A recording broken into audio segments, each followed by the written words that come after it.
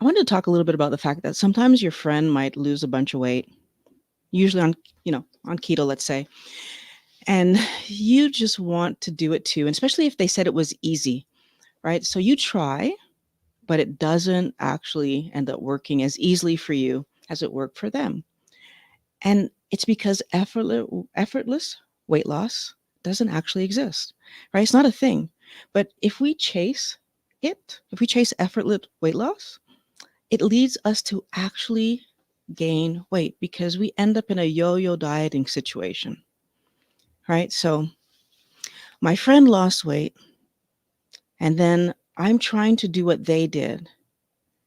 But if I try to do what they did, I'm looking at their trajectory. Like they did something that meant that they actually had some kind of transformation happen for them. I'm trying to be where they are without. So, okay, let me back up for a second. I'm going to ask them questions and explain, hoping that they're going to explain to me how did they do this, right? And then I'm going to think that if I just go off and do the exact same thing that they did, I'm going to get the same results. And then I go off and I try to do exactly what they did, and guess what happens? I don't get the results. Now the question is, why don't I get the same results that they got? Part one, did I actually do what they did? Right? Did I do exactly? So maybe for their body, 20 grams of carbs is going to work. And then I'm going to think that my body is going to behave the same way. Well, in fact, what I learned when I did keto is that even though most people apparently on 20 grams of carbs or less, they're in ketosis, that didn't work for me. I had to be under 18 in order for me to even get into that ketogenic state. So, can I just do what they did and have the same result? Of course not. For their body, maybe they were eating all the vegetables, eat that rainbow and doing that 7 to 10 cups that Dr. Berg talks about all the time. Well, when I was eating all those vegetables, I learned that my body reacts to nightshades. Again, can I do what they're doing and get the same results? No, because my inflammation was coming back. They were able to lose a good amount of weight without fasting, let's say. And maybe I'm going to be the person that needs to fast, right? Because maybe I have so much damage, my body needs to repair itself. Or maybe I just have that much weight to lose that I need to fast in order. So it's not because they were able to do something and get a specific result. That means that I'm going to be able to do what they did and get the exact same result. Because, okay, here's another part of the story. Maybe my life and my circumstances of life are different than their life and what they lived, right? Have you ever been vegan? Well, apparently, being vegan means that your body would have gone through different things than my body would have gone through. I know that my parents were from the Caribbean. So my history with piles of food, first of all, on my plate, but a lot of that food being a lot of starch, right? The rice and the pasta and the potatoes that was on my plate as a small child. Maybe you didn't have that same thing on your plate as a small child. These things absolutely matter. Have you ever been a smoker or a drinker? Right? Again, the damage that's causing to your body. These things matter. What about being in a major accident? Right? Being hospitalized for a large amount of time, or like some huge thing that you didn't, like, nobody could predict that's what happened to me. When they're telling me, oh, Violet, just do this diet and you're gonna have success. But my body, having gone through that big trauma, is my body going to react the same way that your body reacts? What your body has been through matters. And doing what someone else did can only take us so far. It's so important for us to actually know why my body is reacting the way it does so that I can make adjustments. So then in order for me to do that, I need to understand how the food I'm eating actually impacts my body and how it's supposed to impact a body, which now comes to this other piece of information, is that there is actually a good food. Like, food matters, and what the food is in my, all this stuff matters. I need, it's not even just, like, is it kind of important? We need to understand what carbohydrates, proteins, and fats do in the body to really understand why eating some things impact me one way and other things impact me another. And add to that, we need to know what extras are in the carbohydrates we eat that could be impacting our body negatively. I wasn't aware that I had a problem with nightshades until I ate them in small amounts and still was having reactions. And that all of a sudden I realized it wasn't a carbohydrate problem. I was having another reaction. And if I hadn't let myself understand that, I'd still be eating them thinking, oh, well, but Mary was eating potatoes on her or even peppers on her keto diet and she was fine, but I'm not. And I won't be because I react to nightshades. We need to let ourselves first see the information. And then when we have that information, we need to use that information to our benefit. And the only way that we can do that is to understand what the food we're eating is supposed to be doing in our body, and then kind of putting that beside.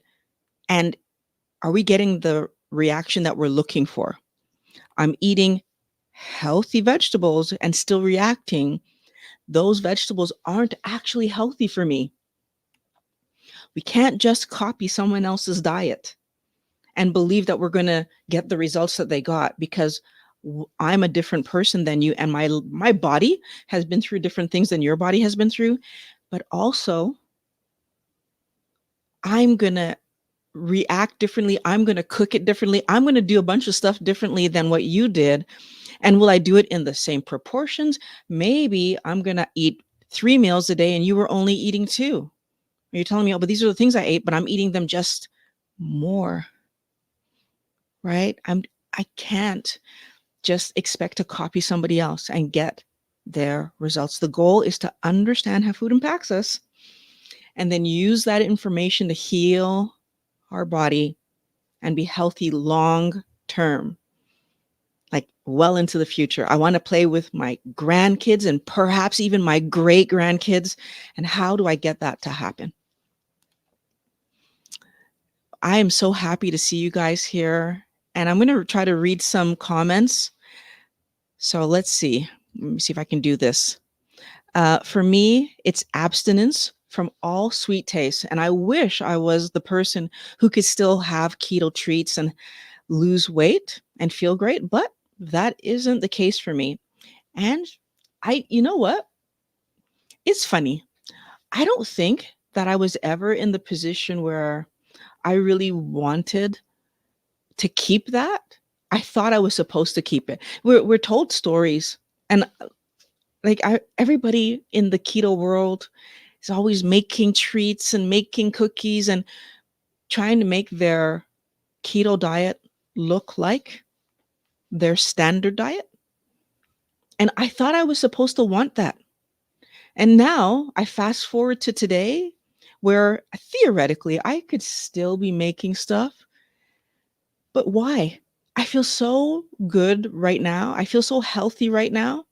Why would I keep putting that stuff in my body that's just not healthy, just not helping me? Because it's not helping me, right? And Anybody who's around right now, who's if you're I would love to know, like, do you really feel that eating something that tastes sweet is going to give you more than what you get out of feeling good? Because that's the thing that I finally figured out. I'm so happy to be feeling good that the taste of sweet just isn't at all appealing anymore, not even in the slightest amount. Hello, Lori De La Rosa. How are you?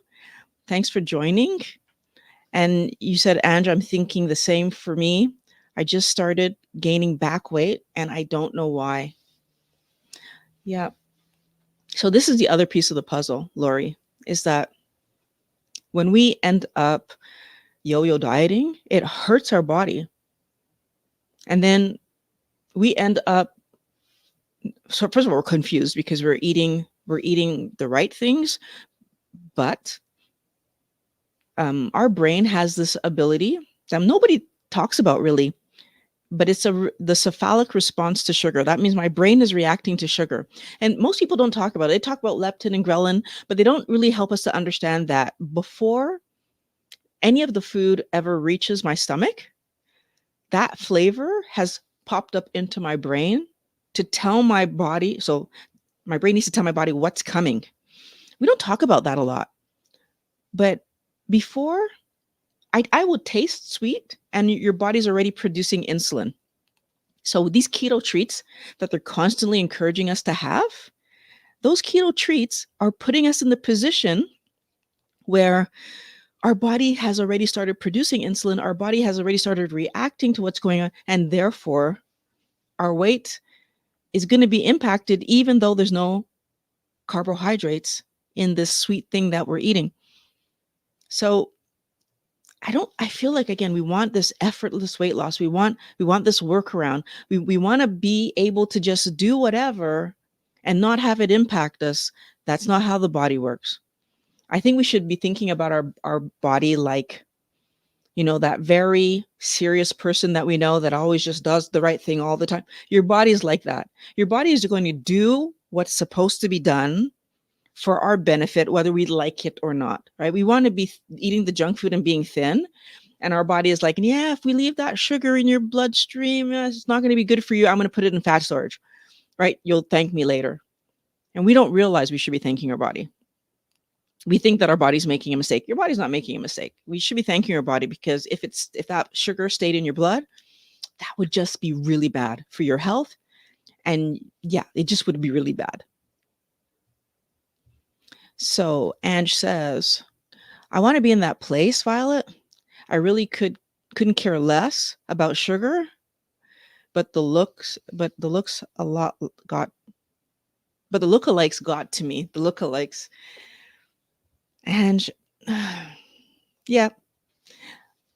So I have a few theories about some of this stuff. Like, why do we have so many people who are in our keto world focused on encouraging us to eat garbage?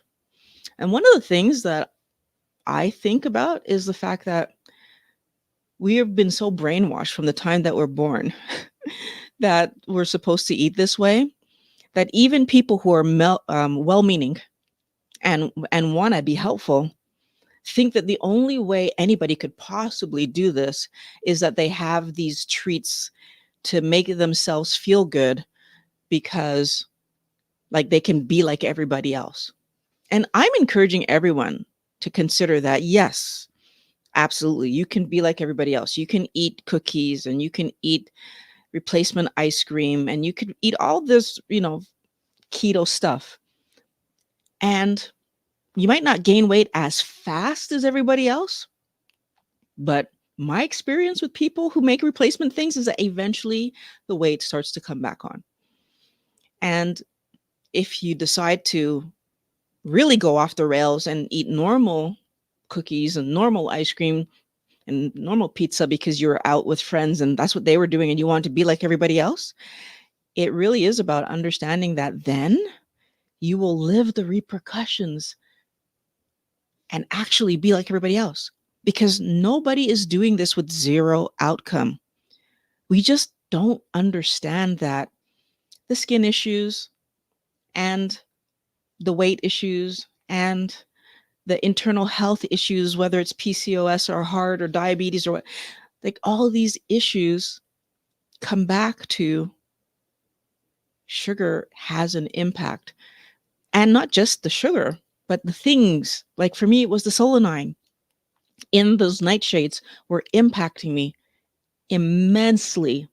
And my joint pains, like I had been living with joint pain going all the way back till I was like going back in my history, I was like 23-ish when I first started noticing it. To find out that all those years I'm in pain because French fries was my favorite vegetable, right? Like that blows my mind. But take that, so take all the nightshades out of my diet, no more joint pain. Yeah, it's kind of nuts. But you don't know until you know, right? I couldn't just figure that out. I needed to see it. I needed to live it, right? Christina, hello. Thank you. I appreciate that. And Tanya S, hello. Yes, the person who has everything an expert in an Excel chart, I wish I could get my brain from sabotaging me. So I wanted you to think about something. Like I feel like having data is good. So I'm not going to say it's not. But then it's like, do I use my data appropriately? So if I put everything in my Excel spreadsheet or my chart, and I'm looking at the stuff, and then how does that help me? Because trends, for sure. Like it was a trend that helped me to understand that I had a problem with nightshades. But I need to be careful. From one day to the next, my weight is going to fluctuate a little bit because that's normal, right? It's normal for our body to be like somewhere varying by 1 to like maybe even 3 pounds. Like if I step on the scale and I'm 5 pounds heavier, I rarely am concerned about it, especially like, there's normal things. Like, have I had a bowel movement in the last few days? Like, that's going to determine, like, maybe I'm a little heavier. That's not what's super important. What's important is, am I consistently staying around a number, right? Whatever that healthy number tends to be. And if you start like micromanaging, or if you're trying to lose, am I consistently on a downward trajectory? And consistently, like you might have moments where you kind of stay stable for a little bit. But if we're in a weight loss mode, if I have lots of energy on me that my body can be using, then the thing we're trying to do is over the week, I'm on a down. When we start in our Excel spreadsheet and we're like looking at like, 0.5, pounds up versus like, that's not helping us, because it's making us pay so much attention that we might then start messing with our food rather than understanding why I'm eating what I'm eating and letting my body start to tell me if there's anything in here over the long term. So I'm not going to see that day to day, but over the long term, I'm going to start to see like, oh, another one that I figured out was when I use coconut oil to cook, my skin was different than when I use butter or lard, or even I would say even avocado oil was doing better than coconut oil. But that put me in the position to make some decisions. And what I decided to do was only use butter and lard because they're animal fats and that's what my body needs. And clearly when I'm giving it plant fats, it's not building my skin the way that it was supposed to. And so there's certain things that we can do to just help ourselves. And yeah, so tracking makes a difference there. Like you're saying you're using an Excel spreadsheet, but just knowing what I've eaten and seeing the patterns of, oh, when I eat this, I have this kind of reaction, can really be helpful. You just don't want to drive ourselves crazy with it, I guess is what I'm trying to get to. Uh, and Ange says, I see so many on YouTube that have no issues and make keto desserts. And there's one lady in particular who makes a lot of videos with keto desserts and is super skinny and fit looking. Don't know how. Um, so I there's nothing wrong if you can manage those keto desserts. There's nothing wrong with that. I'm not necessarily saying that that's the problem. But the thing that I always want us to think about is, why am I eating? So for some of these people, they make their keto desserts, and then if they eat in an appropriate way, the dessert isn't going to impact things. So what do I mean by in an appropriate way? So whenever I'm hungry, I should be having a meal. So if I make myself keto treats, and then when I'm hungry, I go for the keto treat, and now I'm doing that in between meals, that's a problem. Because when I'm hungry, my body's asking me for building blocks. It's asking me for good energy. And a keto treat is not what I need. When I see people that are doing stuff like that, and I don't know who you're talking about, but I would reach out and ask them, when do they eat their keto treats? I'm gonna probably guess that they're having that treat at the end of a meal, right? And and that, even if they're not doing that, I'm gonna encourage you guys to do that, because that would be the smart thing to do if you were gonna have a treat. We don't need them. But if you were going to have a treat, that's what I would do. Why? Because more insulin spikes is not good for us. So, and no matter what you do, if you eat something that is energy, you are going to have an insulin rise. So, let's keep in mind, if whatever keto treat that they're having is sweet, the brain is going to push an insulin spike even though there was no sugar in it, because it tastes sweet. If it's not sweet, so if some kind of savory something, okay, perfect. You're going to have a medium to like very small insulin rise, depending on what the thing actually is. But at that point, did I need that insulin rise? So some of us are more insulin resistant than others. So going to this thin person that's making these desserts, I'm thinking right now about a channel that I was following, and it was the same story. They were constantly about the desserts. They even made a cookbook with all their desserts. And what it occurred to me eventually, because I was watching them, I'm just like, how are they eating all this stuff? And like not chasing. And when I eat that stuff, I'm chasing, first of all. But second of all, yeah, they were doing pretty good. And what came to me, Ange, and when I went back in their history of their channel, I did find this to be true. They started keto for the health benefits. They were never actually overweight, which is totally fine. So it's not that I'm saying it's a bad thing, but I'm just pointing out that the fact that they were never overweight to begin with, when they're, eating all these treats and eating dark chocolate and doing all these things, they were already starting from a metabolically healthy place. Compared to myself, by the time I started keto, I had joint problems and I was 70 pounds overweight. And I had had joint problems for 23-ish years. I was starting from a much more damaged place, which is why my topic today is that there's no such thing as effortless. Your body has so much work to do to save you from what you've been doing unknowingly for years. So if we want our body to be healthy, we need to work with it, right? We can't keep working against it. If we work against it, we're putting ourselves in a bad situation. I don't know if I answered that question properly, but okay. And carnivore ice cream, don't even get me started. Not good for the folks with addiction. It's frustrating. So again, I agree with you. And I do think that sometimes we're watching people who maybe, oh, okay, here's another part of the story. If you look at older adults, so I'm thinking about like a lot of my family members, older family members, they are overweight on normal food. They don't eat junk food. They don't eat cookies and ice cream. That was never their thing. But what did they eat? Plates of rice, plates of pasta. Like the amount of healthy food that they were eating was quite high. And that was part of their problem, is that they became overweight, eating food that was, yeah, it was considered healthy. It was their main meals.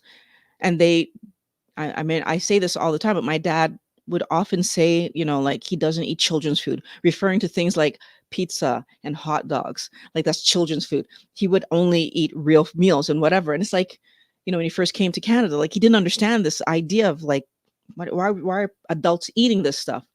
I feel like some of us were younger. We grew up in this processed food. We grew up in this junk food era, and we don't understand where we can't just do the thing that, right, that our we can't just do the thing. We just can't. We have to be careful with our bodies. Sherry Sherry Creds, sorry, Chrysalic. Thank you very much I think it's a super chat. Thank you very much. Did you track macros during your weight loss? So yes, I did. During my weight loss, as a matter of fact, I tracked macros for a very long time. I didn't only do it. I lost 70 pounds in 5 months. And but I continued to track past that point. So I tracked until, wow, like maybe a year and a half ago is when I stopped tracking. And it's only because, so just for clarity, I tracked as long as I was eating 7 to 10 cups of veg, like I was being told. And even when I stopped doing the 7 to 10, because that happened, I stopped that maybe 2 years in. I'm going to be 6 years in April. And I stopped that about 2 years in. But every time I put veg on my plate, I would track, which was another 2 to 3 years. So I was still tracking. And then eventually I stopped tracking because I stopped eating the veg really. So a good 2 years, I was eating avocado. And I know when avocado doesn't put me over the number. And I was eating olives. And again, I would have 12, which did not put me over the numbers, and the number that I was thinking of at that time was 10 grams of carbs. Because when I learned that 18 was my number, I like pulled my number down well low because I did not want to live that again. It was painful for me to figure out that I had an issue with nightshades because I had joint pain again. And one of the things that's really interesting is that when you have an improvement in your health, and then your body goes back to being inflamed, it seems to hurt more. And I know that's probably not true. It probably was the same, but it felt so much worse. And I did not enjoy that at all. And so therefore, what I did was I just made it a point that I'm not going to let that happen to me. So I brought my carbs down to 10. Now, at the time when I did that, I was thinking that the problem I had was that I overate my carbs. I learned later that I had a nightshade problem, but by that point I brought my carbs down to 10. I'm like, you know what? I'm better safe than sorry. I don't want that to be a story for me. So Mandel, how are you doing? I'm glad that you were able to join. Let's see, praying for health and looking down at the plate, working against your prayers. Simply saying grace helps me, and pray before buy helps me. Okay, so you basically don't want us to think that prayers can overcome a mistake that we're actively making, if I'm reading that well. And I agree with you. If I choose to eat the wrong food and my body reacts, I need to take responsibility for the fact that I chose to eat the wrong food, and that allowed my body to react. And I definitely think that I've been making the best choices because I learned what carbohydrates do in the body. I learned why we need to eat healthy fats. Those two pieces of information really changed everything for me. I wasn't aware. Is that true? Like I wasn't given enough importance to carbohydrates. Like when your doctor says, "Oh, stop eating the sweets, you don't need that stuff." And then I I hear that and I'm thinking, oh, don't eat chocolate bars, don't eat cookies, yeah, and don't eat ice cream. And those are important things to put down. I never put it together. Don't eat rice, don't eat pasta. And so therefore, I kept eating those things. And so therefore, my weight didn't regulate and my health didn't regulate. And I was in pain and so many problems. And praying for help isn't going to help if I don't know what to do next, right? I do think that when you look for answers, you find them. And so I was looking for answers when I found this. I wanted to understand how to heal my inflammation, hopefully without medication and surgery. And that's when I found keto. But I was looking for it. I was looking for a non medical way to solve it. Well, actually, at first, I was just trying to figure out what the problem was, if I'm being honest. And that's when I learned that sugar was potentially causing the problem. Then you add to it that I could solve it with food like that. Well, yeah. I mean, so going back a little bit further, I didn't want to have hip surgery. And I know I've known people who've been in that story and it's not fun. And I didn't want to have hip surgery. So solving it before it got that bad was part of why I was doing everything I was doing. And then sugar, of all things, sugar showed up. So if I eat healthy, my body is going to be healthier, right? Can we stop ourselves from getting sick? Of course not. Like we're living, we're moving, we're doing stuff. We're going to maybe come into contact with some germs or bacteria or something, or we're going to fall down the stairs and get hurt or something. Like things happen. I ski, so I could end up, skiing and hurting myself. I longboard, I can longboard and hurt myself. There's so many ways that possibly something could go wrong and I end up not feeling great. But am I going to eat food that contributes to me not feeling great? No. And that's where like I'm happy that I had the opportunity to find that information, but I found it because I was looking for it. And no amount of praying to be healthy is going to make you healthy if you're still doing the behavior that's causing you to be unhealthy.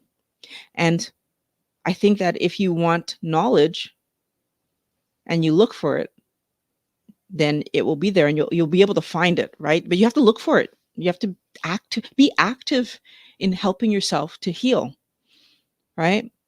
And yeah, if I ask for the right people to be in front of me, right? So if I'm going to pray for something, I'm going to pray to be in front of people who are honest and wise and going to share good information. And I can tell you that I've found that.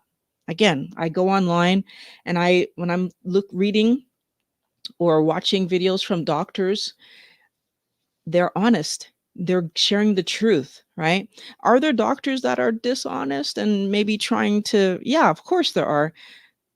Somehow I'm able to see it. And it helps when you see it because then you can take better decisions and really truly help yourself. Christina says, rice, pasta, and bread is my weakness. Well, I would definitely encourage you as a starting point, just don't have it in your house. That's a great starting point. If you don't have it in your house at the beginning, that's a great way. And it's not an answer forever because you're going to go out to restaurants, you're going to go to friends' houses, that stuff is going to be there. But here's the interesting thing. When you do enough days in a row where you were not tempted, when you're in front of it, you know already that I can live weeks without bread because I did it at home for how many weeks. But when you have it in your house and then every 2 to 3 days you are actually eating it, that's when we get into trouble because we never get to experience the fact that we could, first of all, not eat it, but second of all, that I could cook other foods that taste good to me, taste as good to me as bread, rice, what was the other thing, and pasta, right? If I don't let myself experience that, if I don't have delicious meals that were healthy, I'm going to always think that, no, but I can't do it without bread. Now, fast forward, because we don't want to be leaning on it's not in front of me forever. That's not an answer. And the reason that that's not an answer is, well, I mean, just think about it. If you were only able, or not say you, but let's say your spouse was only able to not cheat if there's no women around, you wouldn't be happy with that answer, right? And it's the same for us. I should be able to be around a food that I know is not healthy and not to eat it. But the starting point is don't have it in your house. Eventually, when you've done enough days, you'll be able to do it. So, and just saying, I agree. I just, it's just hard when on YouTube to get good information and encouragement, but then the stuff that is harmful to me is also showing up. Got this to be strong and discerning. I feel for you. When I started keto, I was watching those videos just like you guys are, and they pulled me in too, right? Like, I mean, again, I made keto treats at the beginning. I made fat bombs once. I mean, I didn't enjoy them, but I feel like, okay, so this was that thing where I didn't enjoy the fat bombs because a fat bomb was never something I would have eaten to begin with. So I tried it. It tasted okay, but I'm like, it was whatever. The keto replacement things, I made them because I felt like, well, I need to still have variety in my cooking, right? I need to. So I'm keto pasta, for example, which was in my case, what I did was zucchini, believing that this is going to help me stay on track. That I can have pasta like everybody else. But eventually, what I came to understand is that I don't need to have pasta like everybody else. I was very happy having the vegetables cooked normally and some meat beside it, even if the kids were having pasta. So it, like, at some point that stopped being a thing. And then at some point they stopped having pasta because more I learned, more I understood. I just stopped making pasta. And so or at least shouldn't say they never have pasta because they do have pasta sometimes. I still buy that. But it wasn't like a meal that we would have together where I'm having a replacement. When I cook a meal, it's not pasta. If the kids decide, and I call them kids, they're 19. If they decide to make pasta, that's what they decided to make. I feel like I had to figure out in my own head what was the healthy thing that I wanted to do. And when I decided what the healthy thing was going to be, it changed everything. And all of a sudden, I was cooking what made sense for me to cook rather than making replacement things that got me fat in the first. Like, I feel like this is the other part of the story, Wellness Warrior, is that we are trying to replace the thing that made us fat in the first place, the foods that caused us to chase. And one of the other problems I had, like, for example, when I made peanut butter cookies, would be that I never had a serving. I'd have 2 servings. And it's like, so at what point am I going to end up putting weight back on? And if I keep doing these things, I could see it for myself. And some of you probably saw that if you just keep doing these things, you might put weight back on.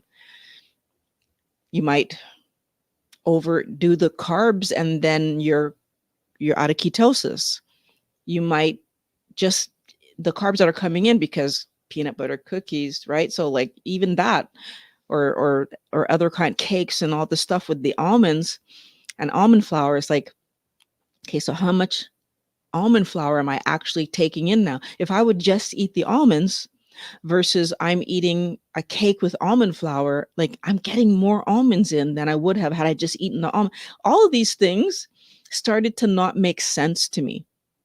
And when something doesn't make sense to me, and especially if it's something that's going to impact my health in a negative way, that turns on a light bulb and is like, okay, no, I don't want to do that. That doesn't make sense to me anymore. And so I just stopped doing it. You're very welcome, Sherry. I was happy to answer your question. And Mandel says, blessed are they that mourn. Okay, care enough to do the right thing and keep trying until they get it, for they shall be comforted. Yeah, you know what? I do feel like there's always a mourning period when you change something, especially when you're changing it, not because you just decided to change it, but like you realize, oh, if I don't put this down, bad things are going to happen. So, for example, yeah, like most of us come into this lifestyle not because we just hear about it and say, hey, that sounds fun. It's usually we have weight to lose or we have um, a medical something to fix. It's rare that we are just doing it because. And it would be great if we were doing it because. That's the ideal story, that we just realize that this is better for us. That's not most of our story. So morning is important. I had to let go of the idea that I would eat chocolate. But can I point out, because chocolate was my one thing, my like that was the thing that got me, right? Like if I overate anything in my life, the two things would probably be chocolate and potatoes, right? Like those were the two big things as French fries. And what I will say is that letting go of chocolate was so easy once I understood why my body was feeling the way that it was feeling. And then when I understood the impact potatoes had and all the other nightshades, that was again no brainer. Don't care. It's gone. So I think that when we when we really do understand the goal of what we're trying to accomplish, which is feel good. I mean, the fact that I can go snowboarding, for example, and have a fall on the hill. I don't fall very often, but if I have a fall on the hill, that I can just get up and keep going, number one, but that the next day I'm okay. That is worth that's worth free chocolate for every day for the rest of my life. It's worth that. Just the fact that I'm not in pain after I go snowboarding. So I think that we don't think we'll be able to do it because we haven't done it before, because we don't, right. And we don't think we'll be able to do it. But in fact, for most of us, we do it. And when we're doing it and we're feeling amazing, as long as we don't mess with ourselves. And when I say mess with ourselves, let back in something because, oh, it's a birthday or it's a what. As long as we stay true to what we see as healthy and stay on track, we do so much better. So let's see. Lori says use alternatives, zucchini noodles and cauliflower rice. Yeah, I don't do it anymore. I honestly, I eat no, I'll like no replacement things as a purposeful something. Every once in a while, like Pat makes cauliflower rice for the children because they like it. I keep calling them that for the kids, whatever, because they like it. And but I can't even remember the last time that I had some. It'd probably have to go back really far. So I don't need it. And I know I don't need it. So I've let that go. And it feels good. It feels amazing to have let that go and not be stressing about, oh my goodness, like how am I going to make this or that? Nope, it's gone, gone. Let's see. Judy, hello. Nice to meet you. Earlier this year, I was diagnosed with celiac disease. Being keto carnivore has made it easier to follow a celiac protocol. I feel like celiac disease, that's when you can't eat like wheat and all that stuff. And so I would imagine that well, carnivore would make your life just the easiest because then you wouldn't even have to be worried about that because you're not eating anything that could have gluten in it. But for sure, on a keto diet, it's easier as well. Um, I feel like the more I learn about plants, the more I realize that there's so much in them that causes us harm. I'm so comfortable, so comfortable with the fact that I don't eat almost any carbohydrates. Like, I mean, the little bit that you get out of eggs, because eggs have like 1 gram of carb in there, it's more than enough for me. I'm fine with that. I don't look to have any others. So Trina uh, Petrens. I'm saying your name wrong. I'm sorry. Thanks for the inspiration. I see so many similarities in our stories. Just starting over again. I'm happy that you decided to start over. We just got to do the thing and just make the commitment that that's what I'm doing, and then I do it. So I'm very happy to hear that you're starting over. And you know what? Jump in and just talk to people. You could come over to the Wellness Squad. Actually, I don't have the ability on this computer to put it up on the screen, but wellnesssquad.org all together, wellnesssquad.org, three S's in the middle. Come over, talk to people, like be involved. So, Judy Wycliffe, again, I have found that people in the celiac community do the same thing as we have discussed. They want replacement foods and for desserts, breads, and treats. I do not mourn the foods I have lost. So, the people that are doing that, I, I, I feel like sometimes it's because we're at the beginning of our journey. Like for myself, I was at the beginning of my journey and I just didn't really understand. I didn't understand that I didn't need those things, first of all. And I didn't really understand that if I would just let myself eat the foods that are healthy, I didn't get it that I would learn to love them. I didn't get it that I would feel so relieved not to have them.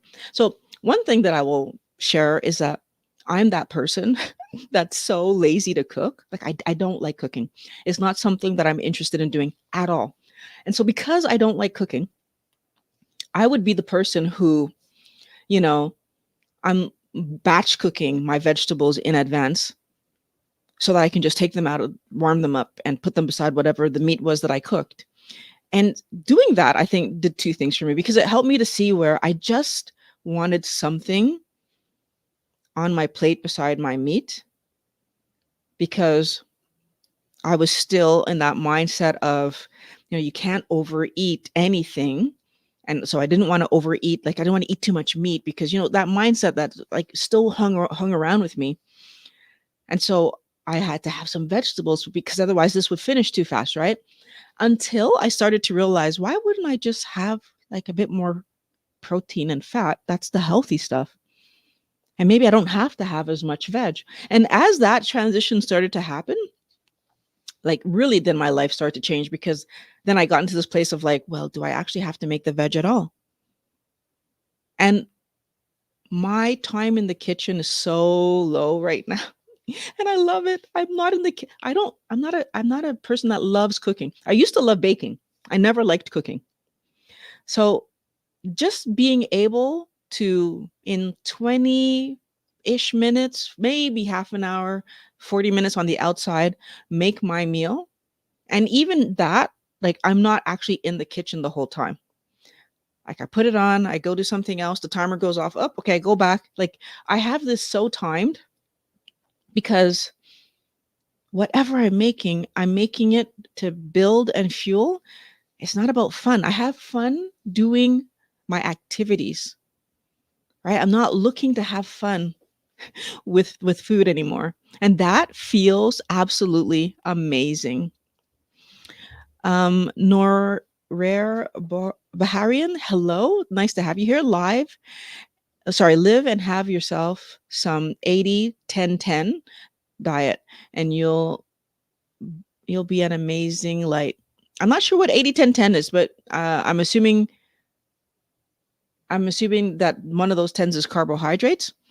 I'm not missing the carb nor hair nor so that's cool. Thank you. Health is more important than using food as a treat. I totally agree with you. 1000%.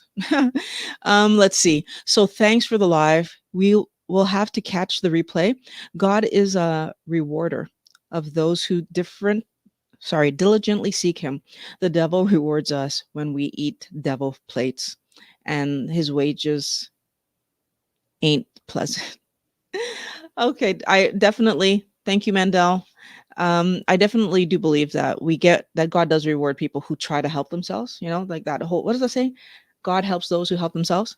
And if you're looking to help yourself, what you're looking for will become in front of you. So I do agree with that.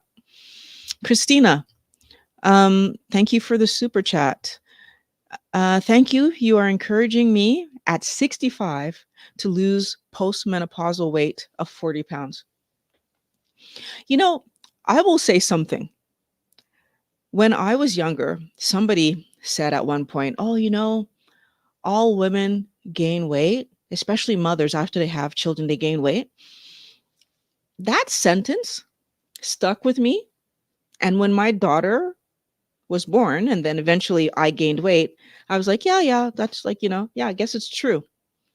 Now, that my daughter was born 19 years ago. And then about 5 years after she was born ish, I put on 70 plus pounds. Now today, I weigh less than I weighed before she was born. So is it reality that all women, they gain weight? No. Is it reality that postmenopausal women have to weigh more? No. These are things that we're told. And then what's frustrating to me is that we don't question these truisms that we're constantly being fed. And so we kind of just shrug our shoulders and go, oh, I guess I'm just going to be heavier now. That was my thought. I really believed that. I'm just going to be heavier now. This is what it's going to be. And it turns out it doesn't have to be that. Right? It doesn't have to be that at all. So I'm really happy that I figured that out. And I'm happy that, well, I feel better. It's not just about weight. I feel better. I do more stuff. I have energy, right? So instead of being able to go longboarding in the summer, maybe once or twice a week, I actually sometimes go 3-4 times because I can, and because I don't have recovery time of 2 days that I have to do anymore. Right? And the fact that I can longboard one day and then go scootering the next day and go for a big long walk the next day, and I don't have to take day breaks in between anymore like I used to have to do.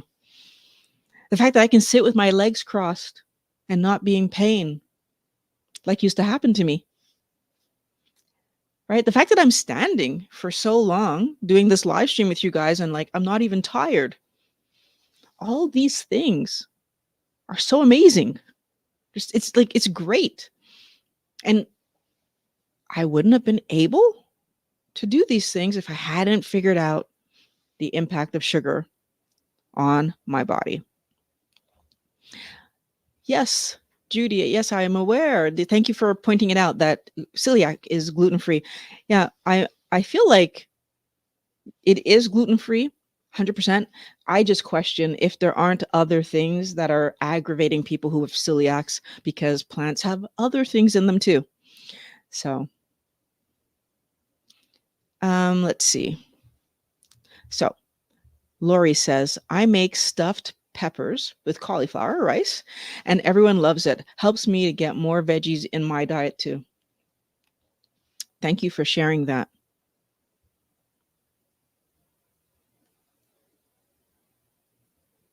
So let's see. Christina, I have started and stopped keto carnivore over the last 3 years. Keep doing the wrong thing. My guess, when people kind of stop their diet, so that's that yo-yo dieting thing. My guess is that somehow we are not having a confidence in ourselves that we could do what we're doing long term. And I'm part of that's kind of reality because, well, our history has shown us that we were never able to stick to it. And then we try keto, which is a slightly different kind of situation. But we don't realize in this situation, if we are focused on what is healthy for us, it gets easier over time. So my encouragement to you, Christina, would be to see those wrong things that you're doing and like be aware of them, like be conscious of them so that when you feel tempted to do them, you can talk to yourself about it. And the number one thing that I would talk to myself about is that the healthy food that's going to build my body and fuel my body, right? And I want you to just look at that, like whatever it is that you are about to eat, whether it's a cookie, whether it's ice cream, whether it's whatever it is, just ask that question. Is this really going to help my body build and fuel and do all the good things? And that answer, I hope, helps you to go get the right thing, right? Because whenever we're eating, we should be eating a meal. That's the other piece of the puzzle. So if it's a cookie, that's not a meal. So I hope that helps. Ange, thank you so much for being here. I'm so happy that I was able to chat with you. So have a good rest of your evening. So World War II, I think that's what you have post-traumatic stress disorder. So a lot of the times when we have post-traumatic stress disorder, what ends up happening is that we are so being re-triggered by different things that it could happen that we're looking for something to self-soothe. We're looking to feel better. The problem is it's not the best option, because if I'm self-soothing with something that's hurting my body, then I'm just going to be in a cycle now, right? And not to mention that if my self-soothing behavior makes me end up eating something that now is causing me to chase, and I'm going to be now in this roller coaster with myself, that's not helpful. So I would encourage you, the number one thing that you can do in these kind of situations is do the thing that helps you to be the most comforted, right? And that would be to eat the healthy food. And by eating the healthy food, you're going to aid your body in doing it, like thinking more clearly. It's going to aid your body in moving towards like doing what's good for you. And I honestly feel like the number one thing that we can always do is eat the healthiest possible food that's our body, that we can give to our body. That's going to build your body better, but it's also going to help you to have mental clarity, because when you're not on a roller coaster with your insulin, the other hormones get regulated too. And a lot of trauma things have to do with serotonin and dopamine, like that and all the memories. And so those things working together that take me out of balance, and we want to get back into balance, right? So I hope that makes sense.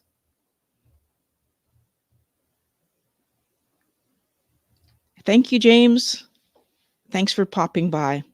I feel like we're at the end of our questions from what I can see in our comments. So thank you so much for stopping into the stream. I had a great time. This was really fun. And I'm going to try to do this a bit more often. This was interesting. I just thought I would jump in just like that. And I loved how this went. So Wellness Warriors, have a great evening. And I can't wait to talk to you guys again in the coming oh wait, I see one more from thank you, Judy Whitcliffe. And I just see one more here from Christina. My doctor says treat your body good and it will be good to you, but she says eat low fat. Thank you guys. Thank you, Amy, for coming by. Thanks everyone for being here.